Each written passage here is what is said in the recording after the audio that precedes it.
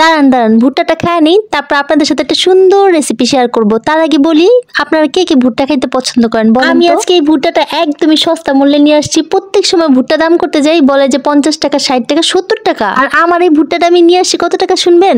এটা হচ্ছে মাত্র 20 টাকা করে নিয়ে আসছি। আর এই ভুট্টাটা কিন্তু অনেক কচি ছিল, আর আমার কচি ভুট্টাই সবচেয়ে বেশি পছন্দ, কারণ আমি একদম শক্ত ভুট্টা খেতে পারি না। হ্যালো গাইস, আজকে যে পুদিনা পাতা দিয়ে হচ্ছে কি করবো, পেঁয়াজ বানাবো, সেই লেভেলের মজা।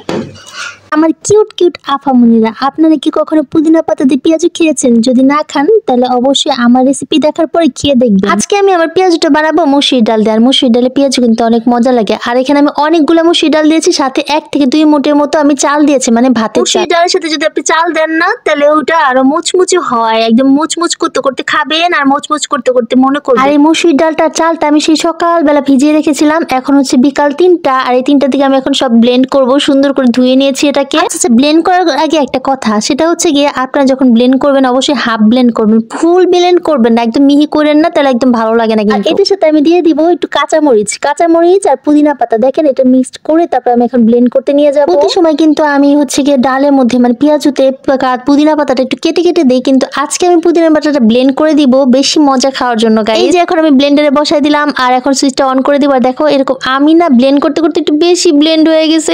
এটা কিন্তু এরকম ব্লেন্ড হবে না, একদম হালকা ব্লেন্ড করতে হবে। আমারটা একটু বেশি হয়ে গিয়েছে। এখন এটার সাথে দিয়ে দিব পেঁয়াজ, তারপর হচ্ছে কি অনেকগুলো পেঁয়াজ দিবা, যাতে পেঁয়াজুতে পেঁয়াজ বেশি দিলে বেশি ভালো লাগে। একটু আদা রসুন বাটা দিয়ে দিলাম, তারপর দিয়ে দিব সাথে একটু হলুদ আর একটু লবণ আর একটু মরিচের গুঁড়া। দিলে দিতে পারো, না দিলে না। এগুলো সাথে দিয়ে আমি সুন্দর করে মাখামাখি শুরু করে দিয়েছিলাম। চটকায় চটকায় মাখাইতে হবে, একদম মনের মাধুরী মিশিয়ে। তারপর আম্মু দেখলাম যে একটু কুচি কুচি করে আলু দিয়ে দিল। কি বলবো, আমাদের বাসায় না পেঁয়াজুতে একটু আলু দিয়েও খায়, এটা দিয়েও কিন্তু অনেক টেস্ট লাগে। তোমরা অবশ্যই তেলটা মানে কড়াইতে দেওয়া তেলটা মারাত্মক লেভেলে গরম হয়ে গেলে তারপর তোমরা পেঁয়াজগুলো ছেড়ে দিবে একটা একটা করে। আমি ছাড়তেছিলাম, আর একটা করে নাম দিচ্ছিলাম রিঙ্কি, পিঙ্কি, জুঙ্কি, টিঙ্কি। আমি সবসময় পেঁয়াজ একদম ছোট ছোট বড়া বানিয়ে মানে ভাজতে পছন্দ করি। বড় বড় করে ভাজলে আমার কাছে ভালো লাগে না, মানে আমার কাছে মনে হয় ভিতরে সিদ্ধ হয় না বা মুচমুচে হয় না। আর এদিকে দেখো, আমি কিন্তু মোবাইলের লাইট জ্বালিয়ে তারপরে এটাকে ভিডিও করতেছিলাম। এটাতে ভিডিও করলে সবচেয়ে বেশি ভালো হয়। তোমরা যদি অন্ধকার মানে রান্নাঘরটা অন্ধকার, তারা অবশ্যই মোবাইল লাইট জ্বালিয়ে তারপর ভিডিও করার চেষ্টা করবা। আজকে বাইরে থেকে আসার সময় একটা তিলের খাজা নিয়ে আসছিলাম, আর এটা কিন্তু আমার অনেক অনেক ফেভারিট। আমি যদি কাউকে দেখি না তিলের খাজা বিক্রি করতে, তো আমি সাথে সাথে কিনে নেই। আর এটার প্রাইস পড়েছিল 20 টাকা করে। আর এই যে দেখো, আমার অসাধারণ পেঁয়াজু মানে পুদিনা পাতার পেঁয়াজু, জাস্ট মুখে দিলে এমন একটা ফ্লেভার আসে, উফ